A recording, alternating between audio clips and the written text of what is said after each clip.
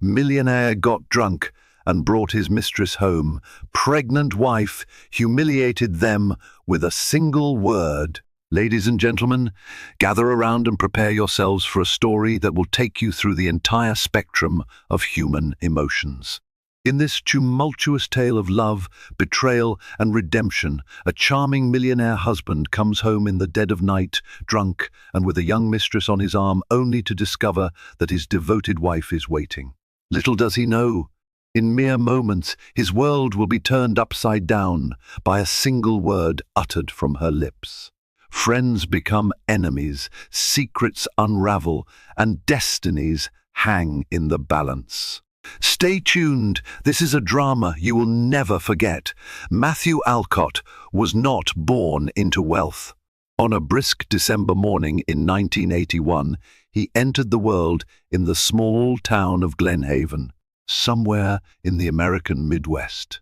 His parents, Robert and Emily Alcott, ran a modest diner on the outskirts of town, serving up hearty breakfasts and friendly conversation to a loyal clientele. It was from these humble beginnings that Matthew learned both the value of hard work and the power of ambition. From a young age, Matthew had an uncanny ability to see opportunities where others saw obstacles.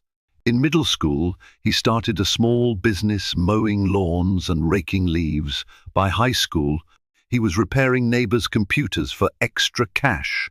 His keen eye for business, bolstered by an indefatigable work ethic, propelled him to a top-tier university on scholarship. While his classmates spent weekends partying, Matthew found himself engrossed in marketing textbooks, enthralled by the potential of new business models in the digital age. It was during his sophomore year that he met Sarah Brown, a bright and empathetic psychology major who lived in the dorm room 2 floors below his. Initially, their interactions were limited to polite greetings in the hallway or awkwardly forced small talk at campus mixers. But one crisp autumn afternoon, they were both volunteering at a local community center, painting walls and cleaning the courtyard. The synergy of working side by side, combined with the shared satisfaction of helping others, sparked a deep admiration between them. Sarah was the exact opposite of Matthew in many ways. While he possessed an almost ruthless ambition, she believed in the importance of human connection and compassion above all else. At times, Matthew would get carried away with lofty dreams, discussing potential ventures that could net him millions. Sarah would ground him by reminding him of the importance of empathy, integrity, and kindness. This balance, the push and pull of 2 distinct personalities, built the foundation of a strong, healthy relationship. Over the years, the two formed an unbreakable bond that culminated in marriage shortly after graduation. They moved from campus life into a small starter apartment in Oakbridge City, where Matthew secured an entry-level position at a tech startup. Sarah, meanwhile, worked at a non-profit organization that supported underprivileged families and mental health awareness programs. Their life was humble, their apartment cramped, yet their love felt infinite. Success came swiftly for Matthew. Before long, he wasn't just an employee at the tech company, he was climbing the ranks at a breakneck pace. His savvy in business negotiations and knack for sniffing out profitable niches earned him the respect of mentors, the admiration of peers, and eventually the attention of venture capitalists. By his early 30s, Matthew Alcott had orchestrated a series of shrewd investments and business deals that catapulted him to millionaire status. His circle of friends expanded, as did his professional responsibilities, which became more demanding by the day. Sarah, ever the supportive wife, remained at his side throughout this meteoric rise. She was proud of him. It wasn't the money or the social clout that impressed her, but the realization of the potential she'd seen in him from the very beginning. Though her modest upbringing in Bloomington had exposed her to the hardships many families face, she embraced Matthew's success with a gentle humility. However, With greater affluence and influence came an undeniable shift. Matthew's schedules turned hectic, dinners became business meetings, and weekends filled up with charity galas and exclusive networking events. Their once intimate relationship began to face new pressures. Sarah, striving to keep their connection alive, arranged romantic getaways and quality time at home, but more often than not, Matthew was glued to his phone or whisked away on a last-minute business trip. Through it all, Sarah's faith in Matthew never wavered. He was her husband, her best friend, and the father of their unborn child, though, at this point, that was still her secret. She wanted to tell him that she was expecting, but the timing never seemed right. And so, in the Alcott household, a silent tension began brewing beneath the veneer of success, threatening to explode at any moment. As the months passed, the Alcott home transformed from a warm haven into little more than a pit stop for Matthew.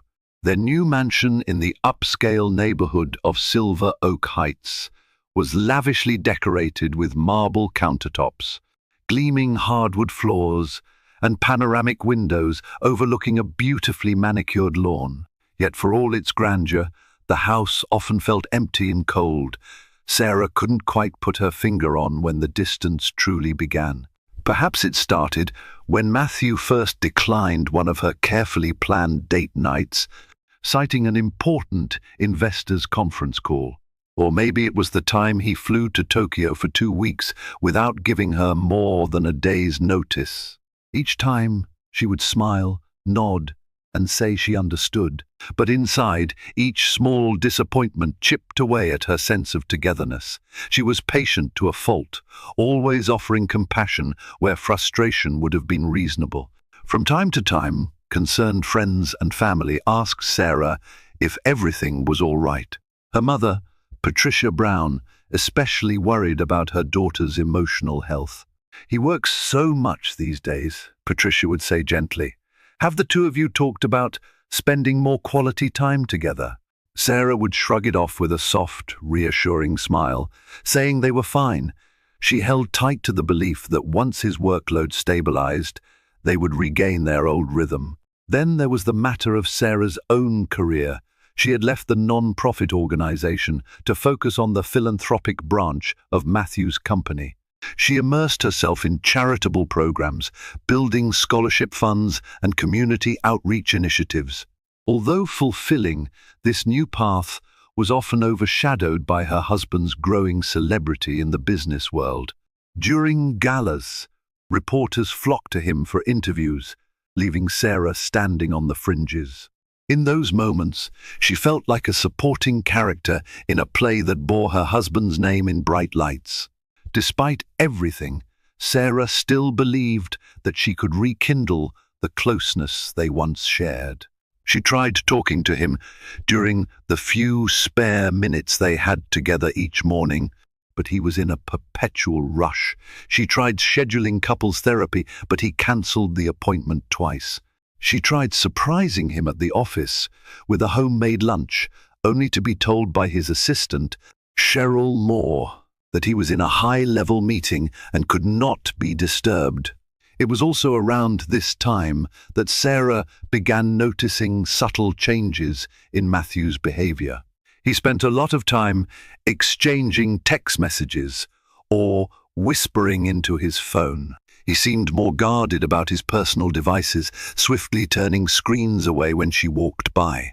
Although she had never been the suspicious type, she couldn't ignore the intuitive nudge suggesting something was amiss. One evening, a hint of the truth emerged at a charity auction at the Brighton Hotel. Sarah was mingling with attendees, promoting the company's new educational initiative. As she approached a group that included Matthew, a sleek brunette in a shimmering black gown seemed particularly close to him, laughing at his jokes, touching his arm, whispering in his ear. Her name, Sarah later learned, was Cynthia Henderson, a rising star in the real estate world. Sarah tried to brush off the sinking feeling in her stomach. She told herself that Cynthia was just another socialite or business contact. Yet something about the woman's demeanor, her effortless confidence, and the way Matthew's eyes lit up when speaking to her made Sarah uneasy. Even so, she had always trusted Matthew implicitly. The idea of him crossing any boundary felt almost unthinkable. She kept her suspicions to herself, hoping that she was merely imagining things. Unknown to Sarah, she was not alone in her worry. David Robertson, Matthew's oldest friend from Glenhaven, had also noticed the subtle shift in Matthew's priorities. Over bourbon one evening, David gently asked Matthew if everything was all right at home. Matthew brushed the question off, claiming that Sarah was simply stressed by new responsibilities and that he needed space to focus on business expansions. David eyed him cautiously, unsure how to proceed, but said nothing more. Just a few days after this conversation, Sarah discovered a receipt for an expensive necklace in Matthew's jacket pocket. She hadn't received any jewelry from him in months. At first, she felt a flicker of hope that maybe it was a surprise gift for her. But the doubt crept in swiftly, dark and insidious, sowing the first real seeds of mistrust in her heart. Yet even with mounting evidence, Sarah refused to confront Matthew outright. She told herself she needed more clarity, more certainty before making accusations. Besides, she was pregnant, though she still hadn't found the right moment to break the news. She reasoned that adding another layer of stress might worsen an already precarious situation. Little did she know how drastically her life was about to change when that final grain of suspicion tipped the scale. Matthew was no villain, at least not at his core. But he had begun to feel an insidious longing for something outside of his marriage, something thrilling, dangerous, and new. Despite the love he once felt for Sarah, the routine of their daily life had started to chafe him. He was used to adrenaline-pumping deals, high-stakes negotiations, and the ego-boosting admiration of business associates. Coming home to quiet dinners and subdued conversations about community projects felt anticlimactic. When Cynthia Henderson entered his life, the temptation was immediate, though he didn't recognize it as such at first. She was introduced to him at a networking event by Oliver Carmichael, an investment partner who was expanding into real estate. Cynthia exuded a kind of magnetic confidence. She was fiercely intelligent and knew how to command attention in a room. They talked mostly about real estate prospects and philanthropic ventures, discovering a shared interest in modern architecture and new development projects. What began as professional camaraderie soon escalated into late-night dinners under the guise of discussing business. Cynthia would sip her wine, leaning in ever so slightly, her perfume lingering in the air. Matthew found himself listening more intently to her opinions than he had to anyone else's in a long time. She was everything Sarah wasn't in the moment: bold, exciting, and unencumbered by domestic life. At first, he convinced himself that their relationship was purely platonic. After all, networking with influential people was part of his job. But with each text message and each secretive phone call, his moral compass skewed further from true north. He found reasons to meet Cynthia in private settings, sometimes at her loft in the city, other times at exclusive lounges where they knew they wouldn't run into mutual acquaintances. The shift from emotional closeness to physical intimacy was quick. Fueled by Cynthia's allure and his own unchecked ego, Matthew crossed a line one evening at a business conference in San Francisco.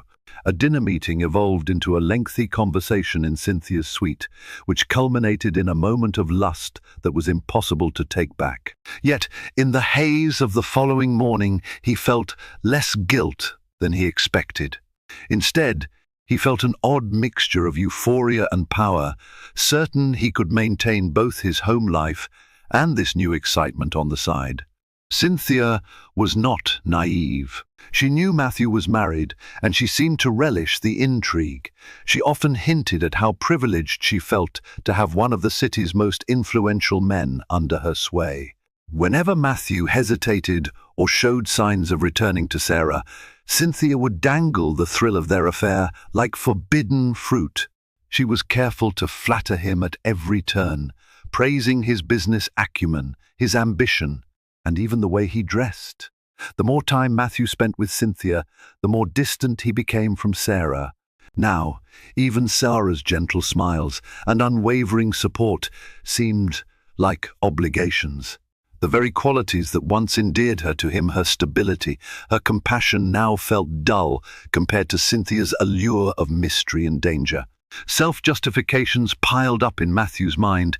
He was not abusing Sarah, financially or otherwise. He was simply taking advantage of his new social and economic status. Men in power do this all the time, he told himself. It doesn't mean I don't love my wife. But in his quieter moments, the flicker of guilt turned into a firestorm of anxiety. He would recall Sarah's shining eyes on their wedding day, the unwavering trust she placed in him. Sometimes he'd see the old photo on the mantel, Sarah and him in their graduation gowns, beaming proudly. A pang of regret would course through him, but then the next message from Cynthia would arrive, inviting him to some exclusive property, unveiling, or a private dinner. And so the vicious cycle continued. In the midst of this, Sarah had no conclusive proof, but her suspicions were morphing into certainty. The carefully concealed receipts, the hushed phone calls, the intangible space in their bed at night, it all pointed to one conclusion. Yet she refrained from confrontation, more out of heartbreak than fear. She still carried within her a secret that could change everything. She was pregnant, and every moment she waited felt like an eternity. Little did Matthew know that his carefully balanced world would soon collapse. Success, secrecy, and seduction were an explosive combination, needing just the right spark to go up in flames. And that spark would come far sooner than he expected, igniting a night that would alter the course of all their lives forever. Cynthia Henderson was a name whispered in elite circles as a rising star in real estate, but her background was far more complicated than she let on. She hailed from a struggling family in Maple Grove, where finances were tight and ambition was the only way out. Cynthia had set her sights high from an early age. She worked 3 jobs through college, earning a degree in economics and building her network with relentless determination. When she met Matthew Alcott, she recognized something in him that mirrored her own drive, a hunger for success that was never fully satisfied. That shared intensity drew them together like magnets, but Cynthia's motivations went beyond mere passion or admiration. She saw in Matthew a gateway to the upper echelons of wealth and influence, a realm she'd only peered into from the outside. Their affair was more than a fling to her. It was an opportunity to secure her place among the city's elite. In her private moments, Cynthia might have felt a twinge of guilt. She knew Matthew was married, but those pangs were overshadowed by her desire for a life of luxury. She enjoyed the lavish gifts, the hushed dinners at Michelin-starred restaurants, and the bragging rights of being involved with one of Oakbridge City's business giants. Even if she didn't openly admit it, she saw Sarah as an obstacle, a relic from Matthew's simpler past that needed to be pushed aside. Away from Matthew, Cynthia confided in her closest friend, Lauren Bell, who knew every detail of the scandalous affair. Over cocktails in plush lounges, she'd describe how Matthew was putty in her hands, how he was so enraptured by her that he'd neglect to return home until late. Lauren cautioned her about overstepping boundaries. You don't want to destroy his marriage. That could backfire on you. Cynthia shrugged off the warning, feeling untouchable.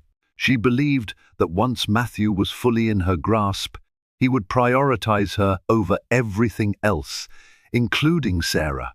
Unbeknownst to either Matthew or Cynthia, the intricacies of their relationship were starting to come under scrutiny. Rumors circulated in the city's tight-knit business community. whispers reached the ears of David Robertson, who was already uneasy about Matthew's behavior. David quietly confronted Cynthia at a real estate networking event, politely warning her not to manipulate his friend. Cynthia's response was icy. "He's a grown man, David. He makes his own decisions." David sensed the danger in Cynthia's words. He tried to talk to Matthew, urging him to come clean about whatever was happening, but Matthew dismissed him with a defensive anger that told David his suspicions were correct. Furious and worried, David decided the best course of action was to keep an eye on the situation and, if need be, involve Sarah before matters escalated beyond repair.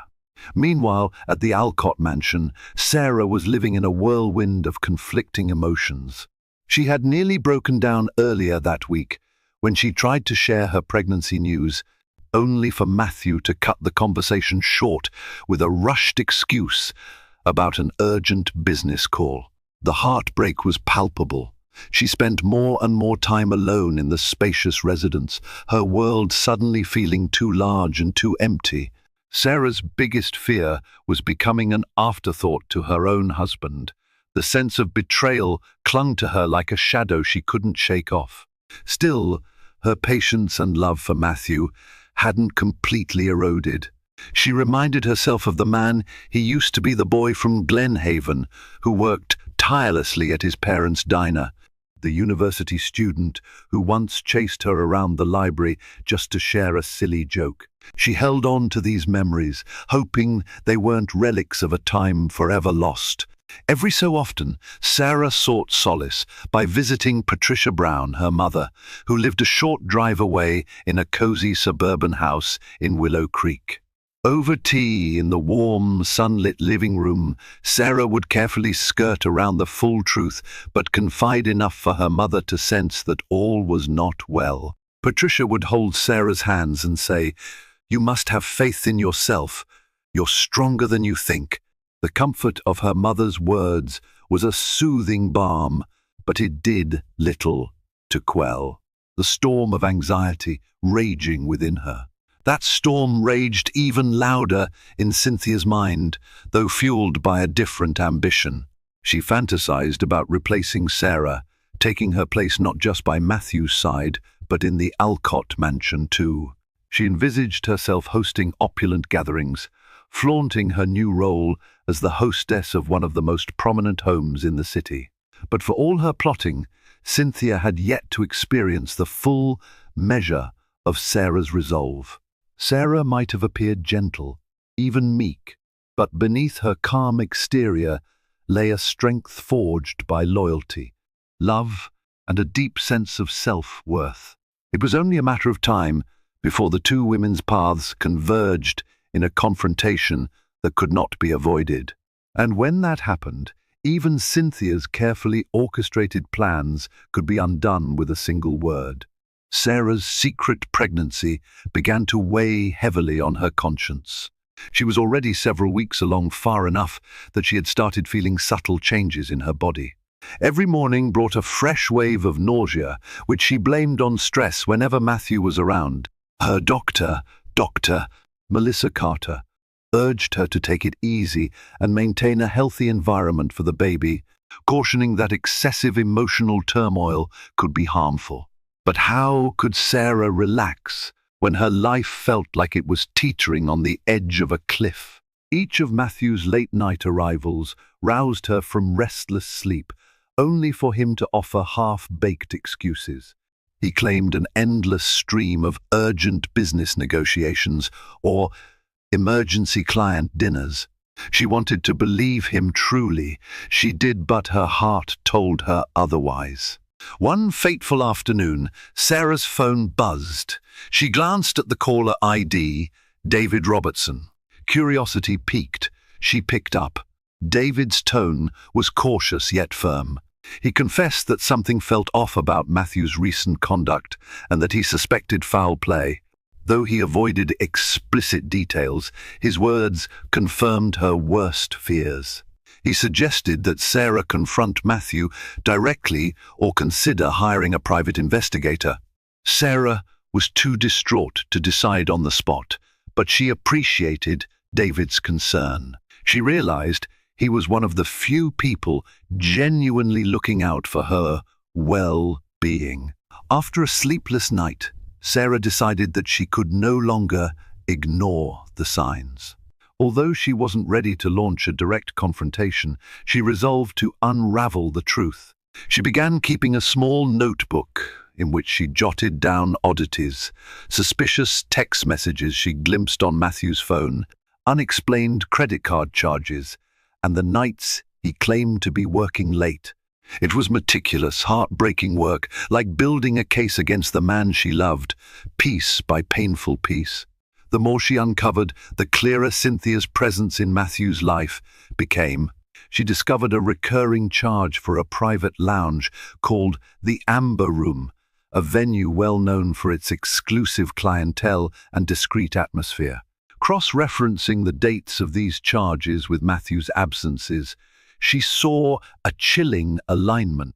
She also found a receipt for flowers that had never appeared on their dining room table, and a cryptic text message on Matthew's phone, which she only glimpsed briefly, stating, "Can't wait to see you again." The sender's name was saved simply as C.H. Each new clue felt like a physical blow.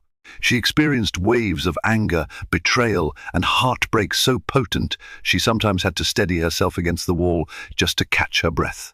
Yet, amid it all, she felt a strange sense of focus. If Matthew had truly betrayed her, she needed to know for certain so she could decide how to proceed. Meanwhile, Matthew felt the tension thickening between them. Sarah's demeanor had shifted from gentle concern to guarded detachment. She wasn't asking as many questions, yet he sensed an undercurrent of suspicion whenever their eyes met. Guilt gnawed at him, but the pull of Cynthia's allure still overshadowed any inclination to come clean. One evening, Sarah mustered the courage to test Matthew directly. Over dinner, she casually mentioned she might accompany him on his next business trip. His reaction was immediate. A strained smile, a stammered excuse that it was all very technical and uninteresting, followed by an uneasy shift in his seat. She felt her heart sink. It was all but a confession. That night, as Matthew stood in the living room, quietly sipping whiskey and staring into the darkness beyond their lavish patio, he wondered how long he could maintain this facade. He knew a confrontation with Sarah was inevitable. Despite his bravado, he feared her capacity for grace, kindness, and even more so righteous anger. He also questioned if he had any shred of moral fiber left in him, or if the thirst for excitement had entirely consumed his better judgment. Sarah, for her part, retreated to the master bedroom and pressed a hand to her abdomen. Her baby, a new life. She longed to share the news with Matthew in a moment of unbridled joy. Instead, the father of her child seemed increasingly like a stranger to her. She wondered if the strong, principled man she fell in love with still existed behind the mask of ambition and temptation. The Alcott household, once filled with laughter, felt like a mansion of mirrors, every reflection warped, every corner hiding secrets. Each day brought them closer to the inevitable collapse, where the illusions would fall away and only raw truth would remain. And in that upcoming storm, Cynthia Henderson stood poised like a hawk in the distance, awaiting her chance to claim the spoils of the conflict she had helped create. The night began like many others. Matthew claimed he had a business dinner at an exclusive restaurant downtown, while Sarah feigned acceptance and retreated to her own routine. She knew better than to believe his story. An hour before his supposed meeting time, she drove past the Amber Room. Sure enough, tucked away in the VIP parking lot was Matthew's sleek, black Maserati. Her heart clenched, but she kept driving, too paralyzed by fear and heartbreak to confront him in public. Hours later, well after midnight, Matthew stumbled through the front door of their mansion, except this time, he wasn't alone.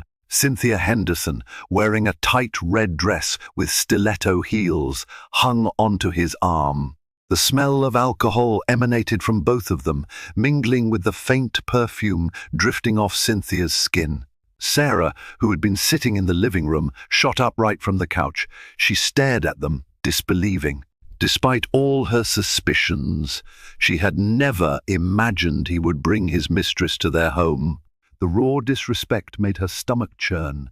Matthew's glassy eyes tried to focus on Sarah's face. He opened his mouth to speak, but the liquor stole his ability to form coherent sentences. Cynthia, on the other hand, seemed more than willing to speak. With a half-smile, she drawled, "Oh, I didn't think you'd still be awake." Sarah felt a flash of hot rage surge through her chest. She had rehearsed countless scenarios of confrontation in her mind, but none as brazen as this. Her voice trembled with barely contained anger. "Clearly, you're not the only one who miscalculated." Matthew attempted to steer Cynthia toward the staircase, perhaps intending to remove her from Sarah's sight, but Sarah blocked their path.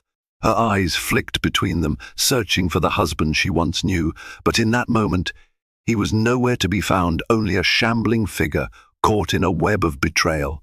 "Matthew," she said, voice low, "what are you doing? How dare you bring her here?" Before he could answer, Cynthia let out a drunken giggle, swaying on her heels. "He's just showing me where he lives," she said, leaning heavily against the banister. "We were celebrating a business deal."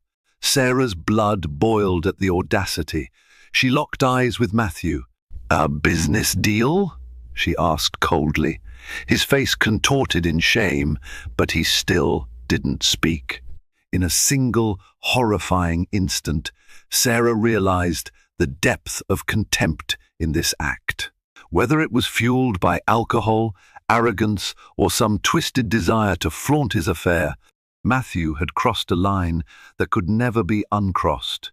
Ignoring Cynthia, Sarah looked at her husband with a mixture of heartbreak and determination. "Get her out of my house," she commanded, her voice trembling. "Right now." Matthew stammered something incoherent, then tried to guide Cynthia back to the door.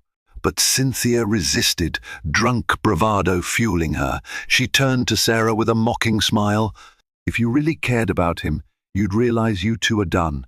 He deserves someone who can keep up with him, not a wife stuck in domestic boredom." Sarah's hands clenched into fists. She felt a deep, protective instinct rising not just for herself, but for the life growing inside her. Still, she held back, refusing to stoop to Cynthia's level of petty insults. She simply repeated, "Get her out, Matthew." Eventually, Matthew managed to coax Cynthia back outside, though she shot a venomous parting glance at Sarah. The front door slammed behind them, leaving Sarah in stunned silence. She stood there, heart pounding, wondering if she had just experienced the end of her marriage in one traumatic burst. Minutes later, Matthew returned alone. He looked dazed, unsure what to do or say. Sarah, arms folded, stared him down, unwavering. The tension was palpable, a thick fog of anger and betrayal enveloping them both. Matthew tried to speak, but Sarah cut him off. "Don't say anything right now. I can't even look at you." With that, she walked away, leaving Matthew in the foyer to sober up to the harsh reality of his actions.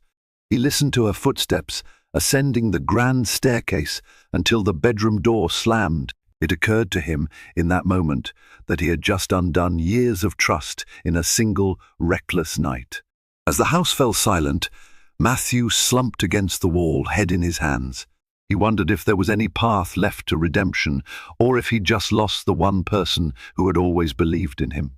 Outside, the city lights flickered in the darkness, oblivious to the tragedy unfolding within the Alcott mansion. And inside, a wife's heart hardened by betrayal began to summon a strength she never knew she possessed. The morning after, the Alcott mansion felt eerily quiet. Sarah awoke to an empty space beside her in bed, though she had no desire to see if Matthew had slept in one of the guest rooms. Her head pounded with a mixture of rage and sorrow, but beneath it all lay a strange clarity. The moment had come for a final reckoning. She stood at the bathroom mirror, eyes swollen from crying, yet her spine was straight with resolve. She gently rested a hand on her abdomen, reminding herself that she wasn't alone. Her unborn child was depending on her. If she needed more motivation to confront Matthew, that realization provided it in abundance. Downstairs, she found him seated at the dining table, nursing a cup of black coffee. He looked disheveled, eyes bloodshot, as though he'd slept no more than an hour. As Sarah entered, he stood up abruptly, fumbling for words. "Sarah, She raised a hand to silence him. "I don't want to hear meaningless apologies. I want the truth." His eyes darted around, searching for a way to lessen the blow. Cynthia was just a mistake," he mumbled. "I was drunk." "And stop," Sarah interjected, her voice calm but commanding. "Don't insult my intelligence. I know this has been going on for a while. I'm not interested in half-truths." Matthew's shoulders sagged under the weight of his guilt. "I'm sorry," he finally managed. "I never meant for this to go so far." Sarah took a deep breath, pain etched into every feature of her face. "You brought her here," she said, voice quivering. "Into our home, Matthew. Do you realize how disrespectful that is? After everything we've shared, you humiliated me in my own house." He couldn't meet her gaze. "I was drunk," she insisted. His words trailed off when he noticed that Sarah was shaking. Not out of weakness, but out of sheer fury. Still, she managed to keep her composure. "Tell me, do you love her?" Matthew hesitated, and the silence was excruciating. Finally, he shook his head, eyes downcast. "No, it was never about love." Sarah released a long, trembling breath. Her hands gripped the back of a dining chair. This was her moment to speak her piece, to choose what path lay ahead. "Everything we built together, our marriage, our home, our future, how could you throw that away?" He wiped a hand across his face, his expression anguished. "I don't want to lose you." She stared at him, heart racing. "Then why didn't you stop? All those nights, you lied to me. You lied to yourself." "I can't explain it," he croaked. "I was stupid, selfish. I was chasing excitement, I guess. You have to believe me, I never wanted to hurt you." A bitter laugh escaped Sarah's lips. "But you did, Matthew. You tore us apart." Then she swallowed hard, bracing for the words she never imagined she'd speak. "I'm pregnant." His head snapped up. Shock and confusion registered in his eyes. You're pregnant?" he echoed, voice trembling. "Why didn't you tell me?" She shook her head, tears finally streaming down her cheeks. "When?" "You were never around. And even when you were so distant. I was afraid it would only add more tension. But now, after everything..." Her voice faltered, and for a moment she considered simply walking out, leaving him with his regrets. Matthew seemed paralyzed, as if the enormity of what he'd done was sinking in for the first time. "Sarah, I don't know what to say." For a moment, the room was thick with emotion. The future of their marriage, of their family, hovered on a precipice. Then, with startling resolve, Sarah spoke a single word that cut through the chaos like a knife. "Leave." She paused, letting the word echo in the stillness. "You can come back when you've decided who you want to be, and if there's any room left in my heart to forgive you. But for now, go. I don't want to look at you." Matthew stood there, stunned, as if he couldn't process the command. "Sarah," she pointed to the door. "Go," she repeated, her voice as cold and final as a judge's gavel. Without another word, he grabbed his keys and walked out, the door clicking shut behind him. The mansion fell silent once more, the weight of Sarah's single word still reverberating in the air. She slumped into a chair, sobbing quietly, clutching her abdomen. She had never felt so vulnerable, nor so powerful. For years she had fought to hold her marriage together, enduring heartbreak after heartbreak in the hope that Matthew would return to the man she once knew. But now, she realized, real love demanded respect, and sometimes the strongest act of love was standing up for oneself, even if it meant letting go. News of the Alcott marriage crisis spread quickly through the city's high society circles. By the end of the week, rumors swirled at country clubs, cocktail lounges, and boardrooms. Some whispered that Matthew had been locked out of the mansion indefinitely. Others claimed Sarah had served him divorce papers. Still others speculated that Cynthia Henderson was practically living in his penthouse suite at the Aurora Hotel. In truth, none of these rumors were entirely accurate yet. Matthew found himself temporarily crashing in one of his own corporate apartments, a sterile space on the 26th floor of a gleaming downtown skyscraper. Although it offered a panoramic view of the city, the silence within was stifling. He spent his nights nursing regrets and rehashing his mistakes, replaying the image of Sarah's tear-streaked face, commanding him to leave. Cynthia Henderson attempted to reach out multiple times, calling and texting him incessantly, but Matthew's responses grew terse and infrequent. The allure that had once drawn him to her had faded, replaced by an overwhelming sense of shame. He ignored her invitations to exclusive events and let her calls go to voicemail. Eventually, her frustration boiled over.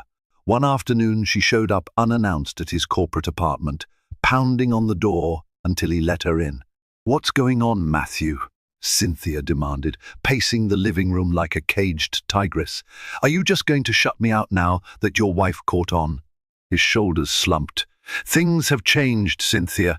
"I need time to think," she scoffed. "Think about what? You already made your choice when you left her house." He raked a hand through his hair. "No, she told me to leave. There's a difference." With a derisive laugh, Cynthia sank onto the sofa.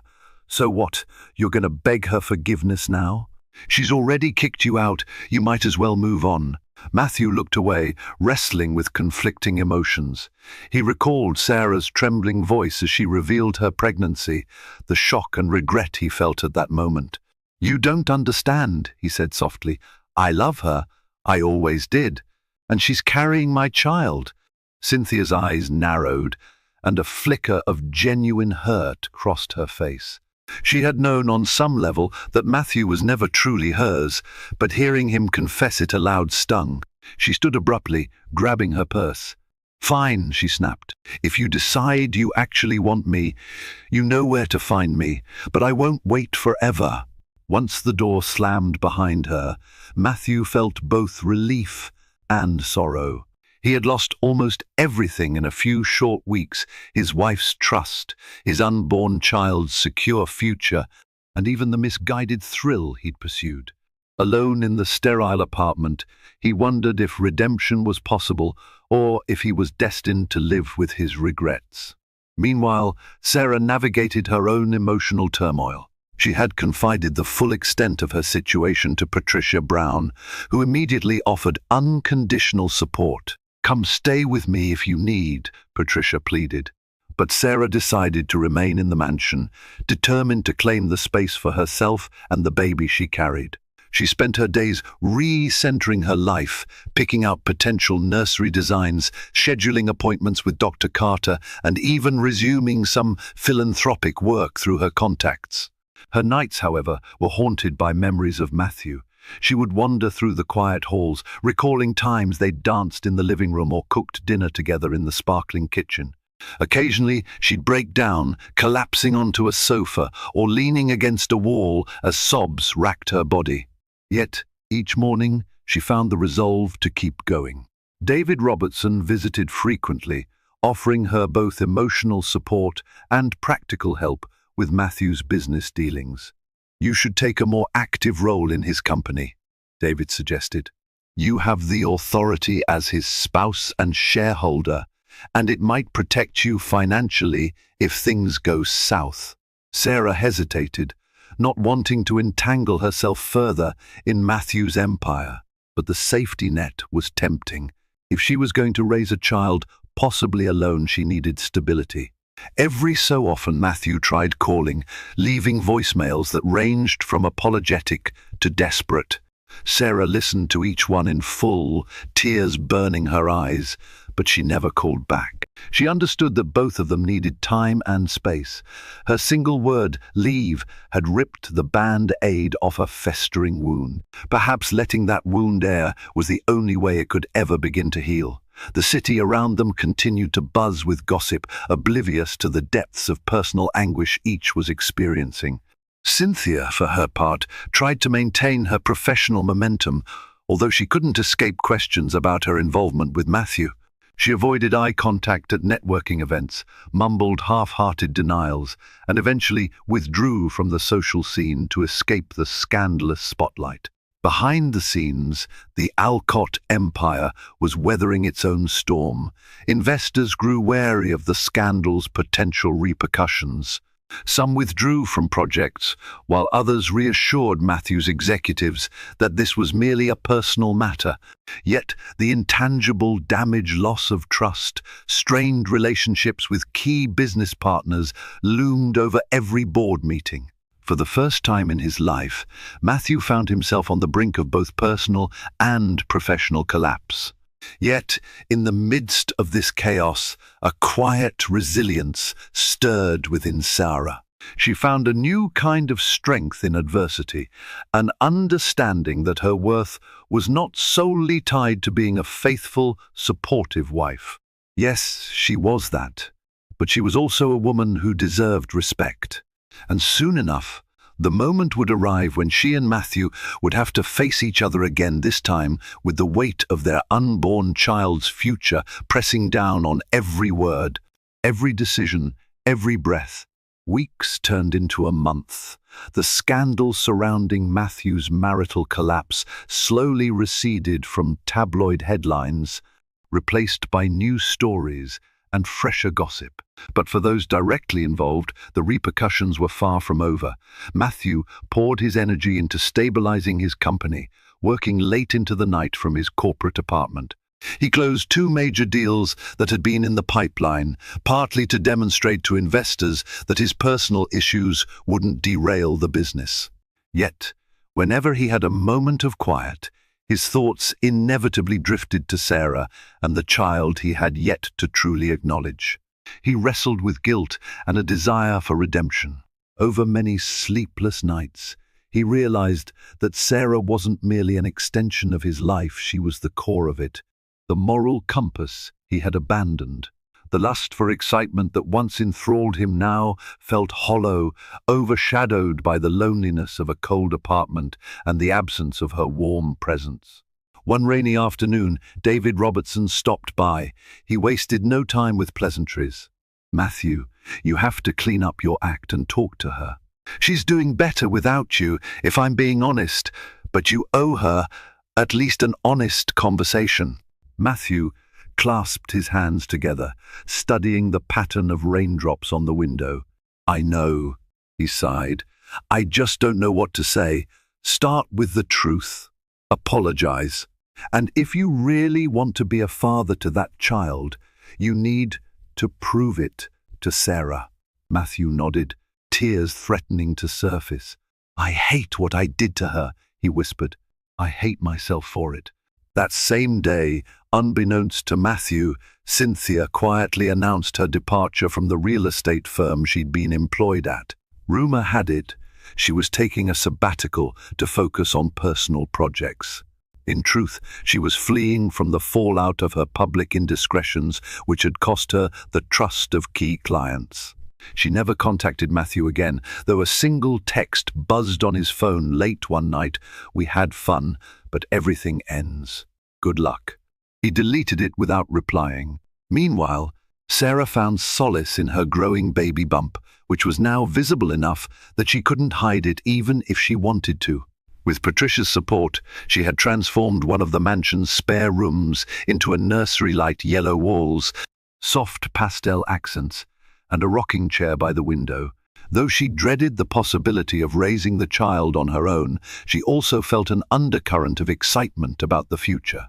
One evening, while sorting through baby clothes, she paused at the sight of a tiny pair of socks, realizing that the baby would one day take its first steps on these marble floors. Her eyes welled with tears, torn between heartbreak and hope. She wondered whether Matthew would be present for those milestone moments or whether she'd face them alone. As if in answer, her phone rang. The caller ID displayed Matthew's name.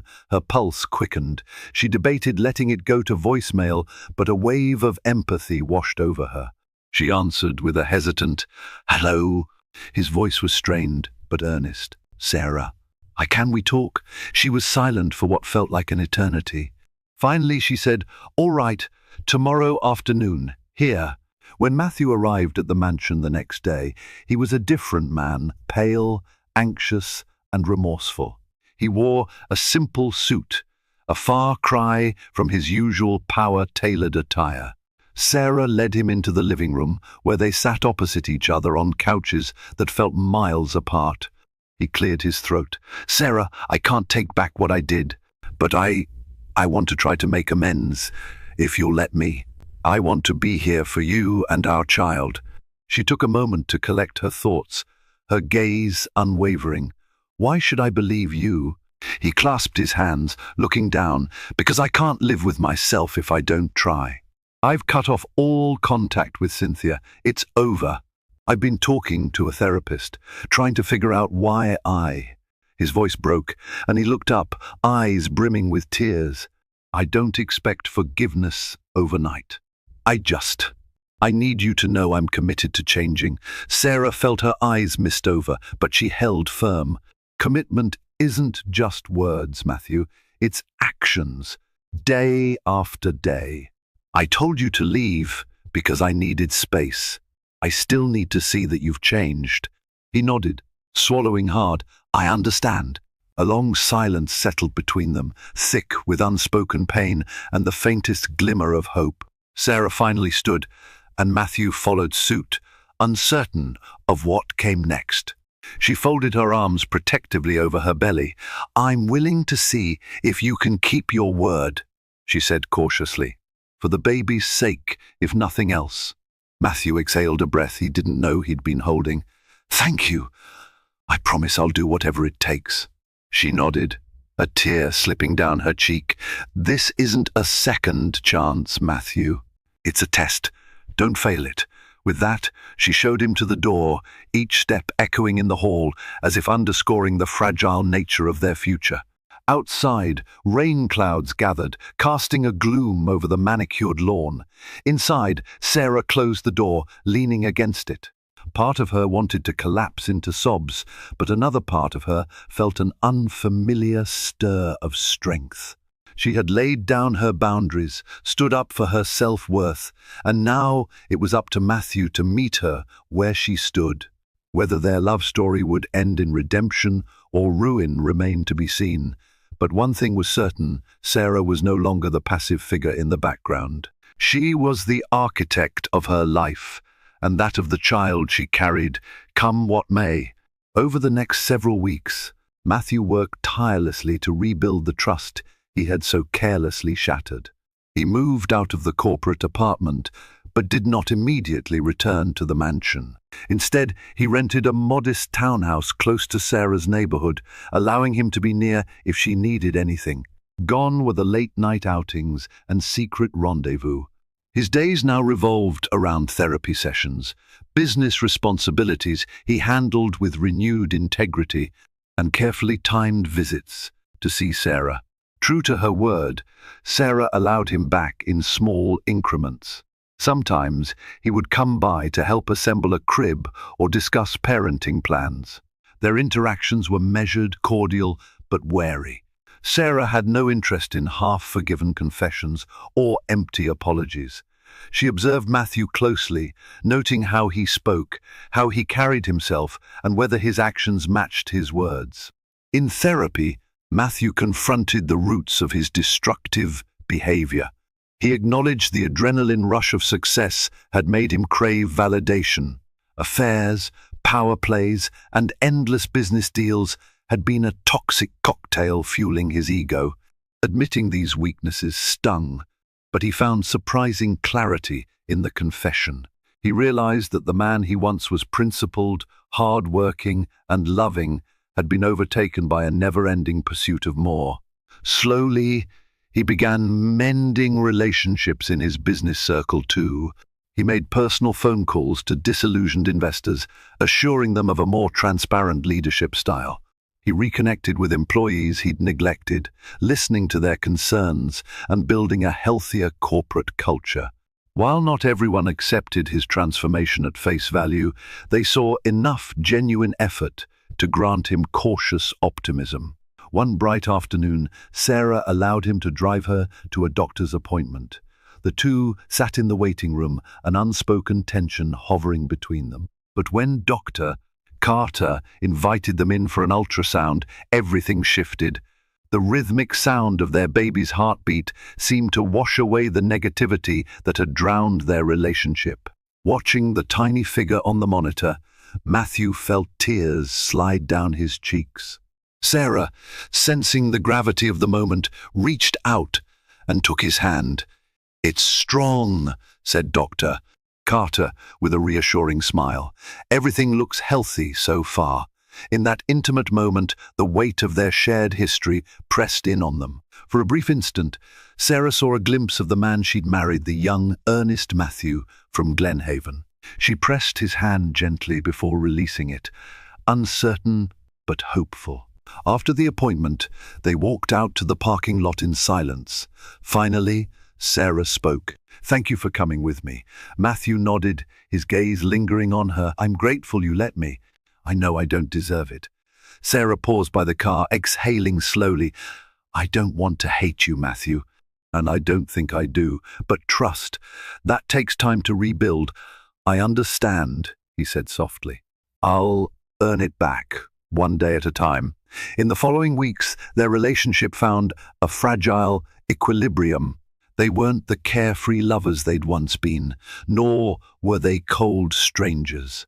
They were two people bound by a shared past and an unborn child's future, cautiously traversing the path of reconciliation. Matthew came by on weekends to help with household chores and nursery prep. They ate a few dinners together, discussing baby names and birth plans, with a mixture of awkwardness and anticipation. Occasional setbacks tested their resolve.